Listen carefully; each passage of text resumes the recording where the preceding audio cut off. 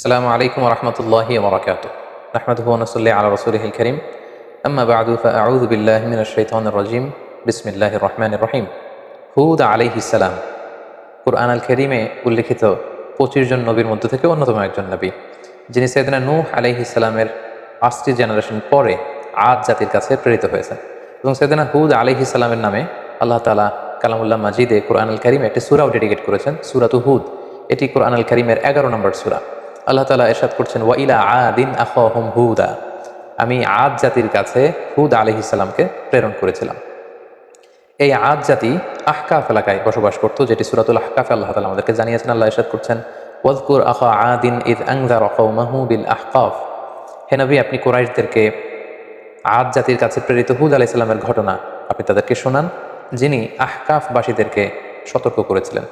আহকাফ এলাকায় অবস্থিত আদ জাতির কাছে আল্লাহ তাআলা হেদায়েতের বাণী দিয়ে হুদ আলাইহিস সালামকে প্রেরণ করেছিলেন। এখন আমরা জানার চেষ্টা করব যে এই আহকাফ এলাকাটি কোথায়। এই আহকাফ এলাকাটি বেসিকলি অ্যারাবিয়ান পেনিনসুলার একেবারে সাউদার্ন মোস্ট এলাকাতে পার্টে অবস্থিত, অর্থাৎ একেবারে দক্ষিণাঞ্চলে। আধুনিক যেই ম্যাপ, এই ম্যাপের হিসেবে যদি আমরা বলি, তাহলে ইয়ামানের হাদারামাউত শহর এবং ওমানের মাঝামাঝি একটা এলাকাকে আহকাফ এলাকা বলা হয়, এবং যেটিকে কালামুল্লাহ মাজিদে ইরামও বলা হয়েছে। আধুনিক যারা প্রত্নতত্ত্ববিদ, মডার্ন যারা আর্কিওলজিস্ট, তাদের মতে নিউলি ডিসকভার্ড উবার সিটি বলে একটি সিটি আছে। এই সিটিটাই হচ্ছে বেসিকলি আদ জাতির ক্যাপিটাল ছিল, যেটাকে কোরআনে ইরাম বলা হয়েছে। ইরামা যাতিল ইমাদ, তারা অনেক উঁচু উঁচু প্রাসাদ বানাতো, লাফটি টাওয়ার্স তারা বানাতো তাদের এলাকাতে। সাইয়েদনা হুদ আলাইহিস সালাম তিনি ছিলেন 5 জন অ্যারাবিয়ান প্রফেটের একজন, অর্থাৎ আরবি ভাষাভাষী 25 জন নবীর মধ্যে থেকে 5 জন নবী ছিল যারা অ্যারাবিয়ান প্রফেট ছিলেন, আরবি ভাষায় কথা বলতেন। হুদ আলাইহিস সালাম তার মধ্যে অন্যতম। সেই 5 জন নবী হচ্ছেন হুদ আলাইহিস সালাম, সালেহ আলাইহিস সালাম, ইসমাঈল আলাইহিস সালাম, শুআয়ব আলাইহিস সালাম এবং মুহাম্মদ রাসূলুল্লাহ সাল্লাল্লাহু আলাইহি ওয়াসাল্লাম। এই 5 জনই আরবি ভাষায় কথা বলতেন। এবার আমরা জানবার চেষ্টা করব যে আদ জাতির কিছু ফিচার্স, তাদের ক্যারেক্টারিস্টিক্স কেমন ছিল, তাদের স্বভাব, তাদের অভ্যেস, তাদের গুণাবলী কেমন ছিল। আমরা কালামুল্লাহ মাজিদ থেকে জানতে পারি যে তারা ছিল শাদীদুল বাতশ, খুব শক্তিশালী, খুব মাইটি একটা নেশন ছিল আদ জাতি। এবং তারা ছিল মুত্রিফুন ওয়া আগনিয়া, অত্যন্ত ধনী, বিলাসী যাপনের অধিকারী তারা ছিল। তাদের আন্ডারে অনেক বাগান ছিল, তাদের এলাকায় অনেক ঝর্ণা ছিল, পশু সম্পদ দিয়ে আল্লাহ তাআলা, কৃষিজ সম্পদ দিয়ে আল্লাহ তাআলা তাদেরকে সমৃদ্ধ করেছিলেন। এবং তাদের বিল্ডিংগুলো ছিল অনেক উঁচু উঁচু, বিনা উহুম শামিখুন ওয়া আলিন, অনেক উঁচু টাওয়ার তারা বানাতে পারত। এবং তারা মূর্তি পূজা করত। এই হচ্ছে ইন জেনারেল আদ জাতির কিছু বৈশিষ্ট্যের কথা আমরা কোরআন সুন্নাহ থেকে পাই। আমরা যদি সরাসরি কালামুল্লাহ মাজিদের দিকে তাকাই, তাহলে দেখব যে কালামুল্লাহ মাজিদ আমাদেরকে বলেছে তারা উঁচু স্থাপনা নির্মাণে খুব পারদর্শী ছিল। এবং সাইয়েদনা নূহ আলাইহিস সালামের কওমের পরেই আল্লাহ তাআলা আদ জাতিকে পৃথিবীতে স্থলাভিষিক্ত করেছেন। আল্লাহ তাআলা ইরশাদ করেছেন, ইয জাআলাকুম খুলাফা মিন বা'দি কওমি নূহ ওয়া যাদাকুম ফিল খালকি বাসতা, তোমাদেরকে আল্লাহ তাআলা নূহ আলাইহিস সালামের কওমের পরে পৃথিবীতে স্থলাভিষিক্ত করেছেন, এবং ওয়া যাদাকুম ফিল খালকি বাসতা, তোমাদেরকে আল্লাহ ফিজিক্যালি ওয়েল বিল্ড করেছেন, অর্থাৎ খুব সুঠাম দেহের অধিকারী ছিল আদ জাতির লোকজন। আদ নেশনের লোকজন অত্যন্ত শক্তিশালী, সুঠাম দেহের অধিকারী ছিল। এবং সূরা শুআরাতে আল্লাহ তাআলা আদ জাতির ব্যাপারে বলছেন, যাতাবনুনা বিকুল্লি রিইন আয়াতান তা'বাসুন, তোমরা কেন প্রতিটি রোড ক্রসিংয়ে বা প্রতিটি উঁচু জায়গায় কেন তোমরা বড় বড় লাফটি টাওয়ার্স, অনেক উঁচু উঁচু টাওয়ার তোমরা কেন বানাচ্ছ। ওয়া তাত্তাখিযুনা মাসানিআ লাআল্লাকুম তাখলুদুন, আর তোমরা বড় বড় রয়্যাল প্যালেস বানাও, রাজপ্রাসাদ বানাচ্ছ, এবং তোমরা ভাবছো এই প্রাসাদগুলোই তোমাদেরকে পৃথিবীতে চিরকাল বাঁচিয়ে রাখবে, তোমরা চিরকালের জন্য পৃথিবীতে প্রাসাদের মধ্যে থাকতে পারবে, এমনটি তোমরা ভাবো। ওয়াইদা বাতাসতুম জাব্বারিন, আর যখন তোমরা অ্যাটাক করো কোনো জাতিগোষ্ঠীর উপর, তোমরা ভয়ঙ্কর ভাবে অ্যাটাক করো, খুবই আগ্রাসী মনোভাব নিয়ে অ্যাটাক করো। অর্থাৎ আদ জাতি খুব দুর্ধর্ষ একটা জাতি ছিল, যারা আশেপাশের অন্যান্য জাতির উপর অত্যাচার চালাতো, তাদেরকে যখন অ্যাটাক করতো খুব মারাত্মকভাবে তারা অ্যাটাক করতো। এবং সূরাতুল ফজর আল্লাহ তাআলা ইরশাদ করেছেন, ইরামা যাতিল ইমাদ আল্লাতী লাম ইখলাক মিসলুহা ফিল বিলাদ, তাদের আবাসস্থল ছিল ইরাম এলাকায়, যেটাকে আমরা বলেছি বিশাল আহকাফ রিজিয়নের মধ্যে আদ জাতির ক্যাপিটাল ছিল এই ইরাম, যেটাকে আধুনিক সময়ে মডার্ন আর্কিওলজিস্টরা এটাকে উবার সিটি বলে, যেটাকে বলছে উবার সিটি, এটাই ছিল বেসিক্যালি আদ জাতির ক্যাপিটাল বা রাজধানী। এবং সেখানে যাতিল ইমাদ, তারা বড় বড় স্থাপনা নির্মাণে খুবই পারদর্শী ছিল। আল্লাতী লাম ইখলাক মিসলুহা ফিল বিলাদ, এরকম বড় বড় কনস্ট্রাকশন, এরকম বড় বড় স্থাপনা পৃথিবীতে অন্য কোনো জাতিগোষ্ঠীর মধ্যে তৎকালীন সময়ে দেখা যেত না, যেটা তারা তাদের এলাকাতে এই স্থাপনাগুলো করেছিল। এবং সবচেয়ে বড় ব্যাপার হচ্ছে যে তারা খুব অহমিকা বোধ করতো, অহংকার করতো, এটা নিয়ে খুব একটা বোস্টফুল ভাব তাদের মধ্যে ছিল, একটা ইন্টালিজেন্স ছিল, একটা প্রাইড ছিল যে আমরাই সেরা, আমরাই সবচেয়ে বড়, আমাদেরকে শেষ করে দেওয়ার মতো কেউ নেই, যেটা সরাসরি কোরআন কোট করেছে। আল্লাহ তাআলা ইরশাদ করেছেন, ফাআম্মা আদুন ফাস্তাকবারু ফিল আরদ, আর আদ জাতি পৃথিবীতে অহংকার প্রদর্শন করেছিল, বিগাইরিল হক, অন্যায়ভাবে তারা নিজেদেরকে অনেক বড় বলে মনে করত, বড়ত্বের ঘোষণা দিত খুব বেশি বেশি। ওয়া ক্বালু মান আশাদ্দু মিন্না কুওয়া, আর তারা বলতো আমাদের চাইতে শক্তিশালী আবার কে আছে, we are the mighty nation, আমরা হচ্ছে এই পৃথিবীর মধ্যে সবচাইতে শক্তিশালী জাতি, আমাদেরকে হারিয়ে দিতে পারে, আমাদেরকে ধ্বংস করে দিতে পারে, আমাদেরকে নিশ্চিহ্ন করে দিতে পারে, এমন কোনো শক্তি পৃথিবীতে জন্ম নেয়নি। এভাবে তারা বুক ফুলিয়ে অহংকার প্রকাশ করত। আল্লাহ তাআলা বলছেন, আওয়ালাম ইয়ারাউ আন্নাল্লাহ আল্লাযী খালাকাহুম হুয়া আশাদ্দু মিনহুম কুওয়া, ওরা কি দেখে না যে আল্লাহ তাআলা তাদেরকে সৃষ্টি করেছে, তিনি তাদের চাইতে অনেক বেশি শক্তিশালী। ওয়া কানু বিআয়াতিনা ইয়াজহাদুন, কিন্তু তারা আমার নিদর্শন থেকে মুখ ফিরিয়ে নেয়, তারা অস্বীকার করে। তাহলে ওভারঅল আদ জাতির ব্যাপারে এই তথ্যগুলো আমরা কালামুল্লাহ মাজিদ থেকে পেয়ে থাকি। তো এই জাতিগোষ্ঠীকে অহংকার ছেড়ে দিয়ে, এই দাম্ভিকতা ছেড়ে দিয়ে, এই বড়ত্ব ছেড়ে দিয়ে তারা যেন তাওহীদের দিকে ফিরে আসে, শিরকের চর্চা ছেড়ে তারা যেন এক আল্লাহর দাসত্বে বা ইবাদতের দিকে ফিরে আসে, এজন্য আল্লাহ তাআলা সাইয়েদনা হুদ আলাইহিস সালামকে এই জাতিগোষ্ঠীর হেদায়েতের জন্য তিনি আদ জাতির কাছে প্রেরণ করেছেন। এবং সাইয়েদনা হুদ আলাইহিস সালাম ওনার সর্বোচ্চ টুকুন দিয়ে পুরো জাতিগোষ্ঠীর মাঝে তাওহীদের দাওয়াতকে তিনি পৌঁছে দিয়েছেন। সূরাতুল আরাফে আল্লাহ তাআলা ইরশাদ করছেন, ওয়া ইলা আদিন আখাহুম হুদা, আমি আদ জাতির কাছে তাদেরই একজন ভাই, অর্থাৎ তাদেরই একজন লোক হুদকে নবী হিসেবে প্রেরণ করলাম। আমরা জানি যে কালামুল্লাহ মাজিদে প্রতিটি জাতিগোষ্ঠীর ক্ষেত্রে আমরা দেখেছি ভিনদেশী কোনো লোককে আল্লাহ তাআলা নবী হিসেবে অ্যাসাইন করেননি, কখনো করেননি, বরং তাদের গোষ্ঠীর মধ্য থেকে, তাদের নেশনের মধ্য থেকে, তাদের কোনো সাব ট্রাইবের মধ্য থেকে তিনি একজনকে তাদের হেদায়েতের জন্য তিনি সিলেক্ট করেছেন, যিনি তাদেরকে জান্নাতের সুসংবাদ দিবেন, জাহান্নাম থেকে ভীতি প্রদর্শন করবেন। এবং হুদ আলাইহিস সালাম সেটাই করেছেন, তাদের মধ্য থেকেই তিনি নবী হিসেবে এসেছিলেন। এবং সব নবীরা যে তাওহীদের দাওয়াত দিয়েছেন, সাইয়েদনা হুদ আলাইহিস সালাম সেই তাওহীদের দাওয়াতই তার জাতিগোষ্ঠীর কাছে তিনি পেশ করেছেন। তিনি বলেছেন, ইয়া কওমি আবুদুল্লাহ মা লাকুম মিন ইলাহিন গায়রু আফালা তাত্তাকুন, হে আমার জাতিগোষ্ঠীর লোকেরা, তোমাদের কি হলো, কেন তোমরা এক আল্লাহকে রেখে দিয়ে এত এত মূর্তির ইবাদত করছো, আফালা তাত্তাকুন, তোমরা কি আল্লাহকে ভয় করবে না?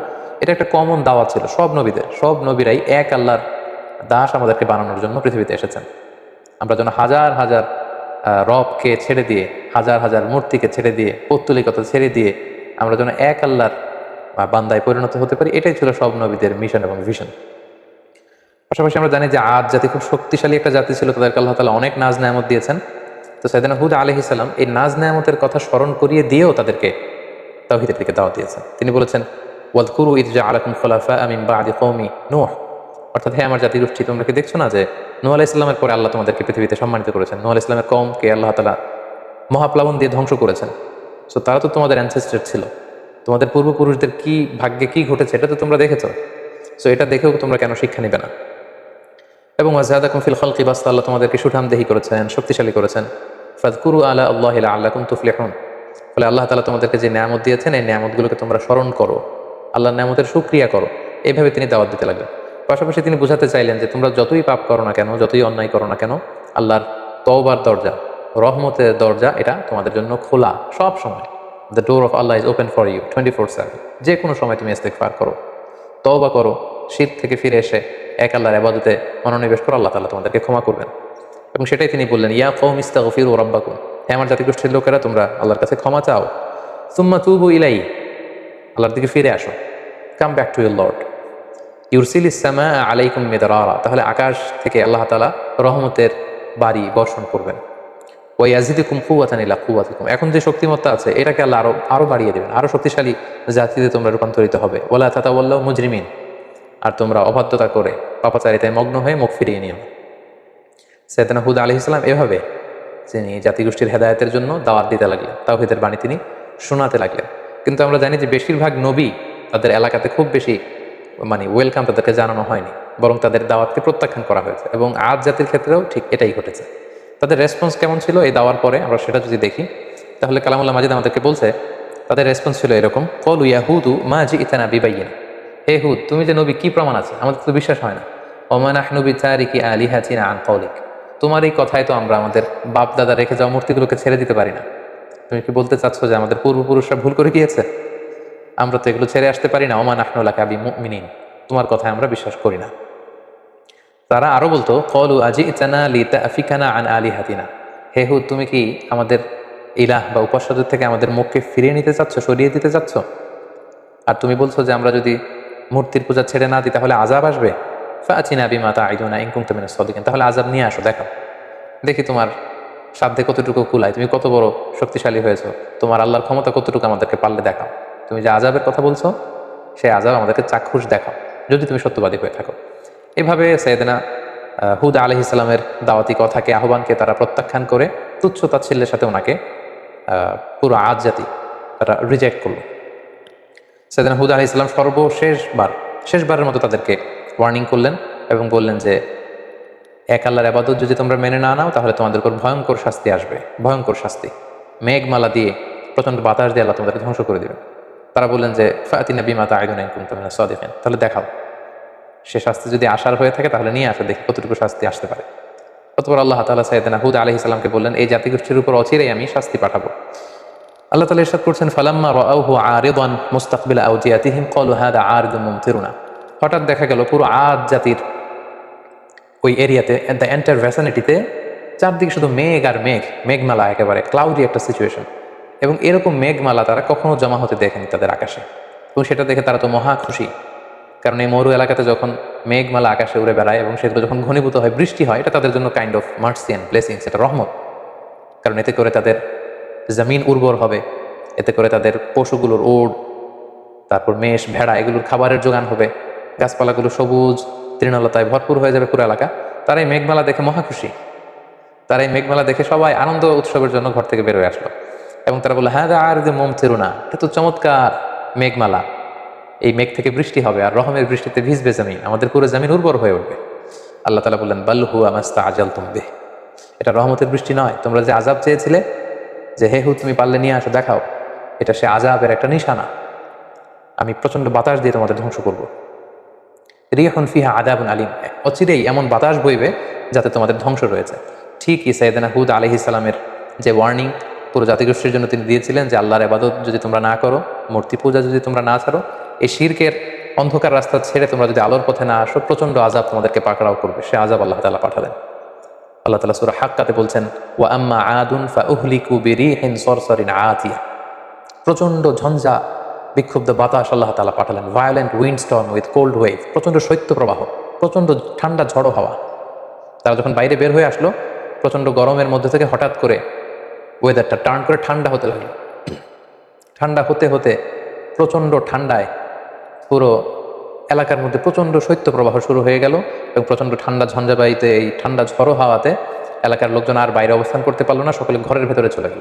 এবং আল্লাহ তাআলা বলছেন, সাখখারাহা আলাইহিম সাবআ লায়ালিন ওয়া সামানিয়াতা আইয়াম, টানা 7 রাত 8 দিন এই প্রচন্ড শৈত্যপ্রবাহে পুরো এলাকাটাকে আল্লাহ নাস্তানাবুদ করে দিলেন। প্রত্যেকটা মানুষ প্রচন্ড ঠান্ডায় তারা যে যেখানে ছিল প্রত্যেকের ঘরে সেখানে মৃত্যুবরণ করলো। হুসুমান ফাতারাল কওমা ফিহা সারআ, আল্লাহ তাআলা বললেন, নবী হে, আপনি যদি তখন থাকতেন, আদ জাতির উপর এমন ভায়োলেন্ট উইন্ড স্টর্ম আমি পাঠিয়েছি শৈত্যপ্রবাহের সাথে, পুরো নেশন ওয়াইড ডিস্ট্রাকশন ছিল সেটা, আপনি থাকলে দেখতে পেতেন যে ফাতারাল কওমা, পুরো জাতিটা একসাথে ফিহা সারআ, ভূলুণ্ঠিত হয়ে জমিনে উপর হয়ে পড়েছিল, চিৎপটাং হয়ে পড়েছিল। তাদেরকে দেখলে আপনার মনে হতো কান্নাহুম আজাজু নাখলিন খাওয়িয়া, এগুলো যেন কেমন যেন ভেঙে যাওয়া খেজুর গাছ। অনেক খেজুর গাছ আছে অনেক দিন পুরনো হয়ে যাওয়াতে এটা ভেঙে মাটিতে লুটিয়ে থাকে, ভুলুণ্ঠিত হয়ে থাকে। পুরো আদ জাতির নাসিবে আমি এটাই রেখে দিয়েছিলাম, প্রচণ্ড ঠান্ডা বাতাসে, প্রচণ্ড ঝড়ো হাওয়া দিয়ে, শৈত্যপ্রবাহের মধ্য দিয়ে, রিহেন সরসার, ঝঞ্ঝা বিক্ষুব্ধ বাতাস দিয়ে আমি এই জাতিটাকে ধ্বংস করে দিয়েছি। এবং আপনি দেখলে বুঝতে পারবেন না, পুরো এলাকাটার এমন ভয়ঙ্কর অবস্থা আমি আল্লাহ তাআলা করে দিয়েছি, আপনি দেখলে বুঝতেই পারবেন না যে এখানে এরকম মাইটি নেশন, এরকম শক্তিশালী একটা জাতি এখানে ছিল, এটা দেখে বোঝারই উপায় নেই। সম্মানিত শুধু ঠিক এভাবেই এই পৃথিবী থেকে এরকম একটি মাইটি নেশনের বিদায় ঘটেছে আল্লাহ তাআলার অবাধ্যতার কারণে, অহংকার প্রদর্শনের কারণে। সাইয়েদনা হুদ আলাইহিস সালামের আনিত এই দাওয়াতকে প্রত্যাখ্যান করবার কারণে পুরো জাতিগোষ্ঠীকে আল্লাহ তাআলা ধ্বংস করে দিয়েছে। এই হুদ আলাইহিস সালামের পুরো জীবনী থেকে আমরা কি শিখতে পারি? আমরা যদি কিছু লাইফ লেসন এখান থেকে নিতে চাই, তাহলে আমরা প্রথমেই বলবো, 1 নম্বর যেটা আমরা শিখতে পারি যে আল্লাহ তাআলা যদি আমাদেরকে কোনো নেয়ামত দিয়ে থাকেন, আমাদের কৃতজ্ঞ হওয়া উচিত, গ্রেটফুল হওয়া উচিত, শুকরিয়া জ্ঞাপন করা উচিত, শুকরগুজার হওয়া উচিত। তাদেরকে আল্লাহ তাআলা বাসতাতান ফিল খালক, সুঠামদেহী বানিয়েছেন, শক্তিশালী বানিয়েছেন, বড় বড় টাওয়ার বানানোর সুযোগ করে দিয়েছেন, প্রতিপত্তি দিয়েছেন, শান শৌকত দিয়েছেন, কিন্তু তার বিপরীতে এগুলো শুকরগুজার তারা হয়নি। আল্লাহ তাআলা শুকরিয়া না করে তারা সেখানে অহংকার প্রদর্শন করছিল, নিজেদের বরত্বের ঘোষণা দিচ্ছিল। সো এই শিক্ষাটি আমরা নিতে পারি, আল্লাহর কোনো নেয়ামত পেলে যেন আমরা নেয়ামতের শুকরিয়া করি। আল্লাহ তাআলা বলছেন, লা ইন শাকারতুম লা আযীদান্নাকুম, ওয়ালা ইন কাফারতুম ইন্না আযাবি লাশাদীদ। যদি তোমরা আমার নিয়ামতের শুকরিয়া করো, আমি আল্লাহ তাআলা এই নিয়ামতকে আরো বহুগুণ বাড়িয়ে দেব। আর যদি না শুকরি করো, তাহলে জেনে রাখো আমার শাস্তি বড় ভয়ঙ্কর। 2 নম্বর যে শিক্ষাটি আমরা পাই সেটা হচ্ছে আমাদের হিস্ট্রি থেকে শিক্ষা নেওয়া উচিত, অর্থাৎ ইতিহাস থেকে আমাদেরকে শিক্ষা নিতে হবে। একটা কথা বলা হয় এরকম যে ইতিহাসের সবচেয়ে বড় শিক্ষা হচ্ছে যে মানুষ ইতিহাস থেকে শিক্ষা নিতে চায় না। কারণ আমরা কালামুল্লাহ মাজিদের আয়াত থেকে আমরা জানতে পেরেছি ইমিডিয়েটলি আফটার কওমে নূহ তারা পৃথিবীতে এসেছিল। আজ জাতিকে আল্লাহ তাআলা নূহ আলাইহিস সালামের কওমের পরেই মহাপ্লাবন দিয়ে যখন পুরো নূহ আলাইহিস সালামের মুশরিক কওমকে আল্লাহ ধ্বংস করেছেন, তারপরে আজ জাতি এসেছিল। সো তাদের হাতের নাগালেই ছিল সেই ঘটনা, কিভাবে বন্যা হয়ে পুরো পৃথিবীবাসী শেষ হয়ে গিয়েছিল আল্লাহ তাআলার অবাধ্যতার কারণে। সো এটা ভুলে যাওয়াটা তাদের জন্য বুদ্ধিমত্তার পরিচয় ছিল না, বরং সেখান থেকে তাদের শিক্ষা নেওয়া দরকার ছিল। সো এটাও আমরা এখান থেকে শিখলাম যে ইতিহাস যেন আমরা ভুলে না যাই, আমরা যেন ইতিহাস থেকে শিক্ষা নিতে পারি। 3 নম্বর যে শিক্ষাটি আমরা এখান থেকে পেতে পারি সেটা হচ্ছে অহংকার এবং অধ্যত্বের শেষ পরিণতি হচ্ছে ধ্বংস। আল্লাহ তাআলা তাদেরকে অনেক শক্তি দিয়েছেন, তারা অনেক শক্তিশালী একটি জাতি ছিল, মাইটি নেশন ছিল, কিন্তু তাদের অহংকার এবং অধ্যত্বের কারণে কিন্তু আল্লাহ তাআলা ধ্বংস করে দিয়েছেন। কারণ অহংকারকারীদেরকে আল্লাহ তাআলা কখনোই পছন্দ করেন না। হাদিসে কুদসিতে সুনান ইবনে মাজায় একটি হাদিস এসেছে, হাদিসে কুদসি, সেখানে আল্লাহ তাআলা ইরশাদ করছেন আল কিবরিয়া উ রিদাই, অহংকার হচ্ছে আমার চাদর, ওয়াল আযামাতু ইজহারি, আর বড়ত্ব হচ্ছে আমি আল্লাহর লুঙ্গি। ফামান নাযাআনি ওয়াহিদাম মিনহুমা আলকাইতুহু ফিন্নার ওয়ালা উবালি, যে আমার এই চাদর ধরে টান দেয়, অর্থাৎ যে অহংকার করতে চায়, যে নিজেকে নিজের বড়ত্বের ঘোষণা দিতে চায়, সে কেমন যেন আমার চাদর, আমার লুঙ্গি ধরে সে টান দিচ্ছে। সো যে আমার অহংকারের এই চাদর ধরে টান দেয় তাকে আমি জাহান্নামে নিক্ষেপ করবো, ওয়ালা উবারি, আই ডোন্ট কেয়ার। আল্লাহ বলেন তাদের দিকে আমি ভ্রুক্ষেপ করবো না। সো আমরা যেন আল্লাহর দেয়া নেয়ামতের শুকরগুজার হতে পারি, আমরা যেন ইতিহাস থেকে শিক্ষা নিতে পারি, এবং সব সময়ের জন্য আমরা যেন অহংকার এবং অধ্যত্বকে পরিহার করে বিনয়ী বান্দা হতে পারি। আল্লাহ তাআলা আমাদের সবাইকে কথাগুলো বুঝার ও আমল করার তৌফিক দান করুক। হাযা মা ইনদি ওয়াল ইলমু ইনদাল্লাহ, আলাইহি তাওয়াক্কালতু ওয়া ইলাইহি উনীব। ওয়াসসালামু আলাইকুম ওয়া রাহমাতুল্লাহি ওয়া বারাকাতুহু।